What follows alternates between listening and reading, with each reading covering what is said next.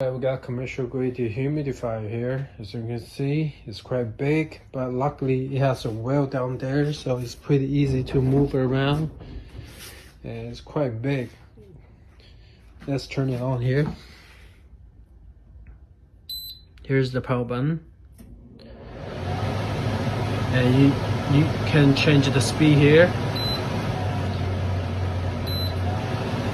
Like I say, this is really powerful, so it does make some noise, but it's totally acceptable to me.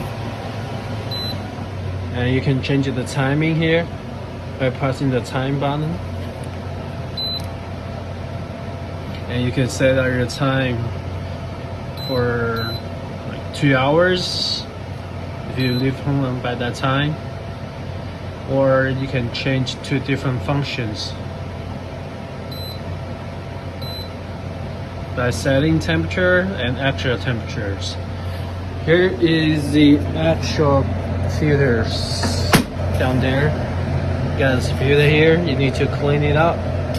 And that's probably the sensor there. Pretty cool, pretty powerful.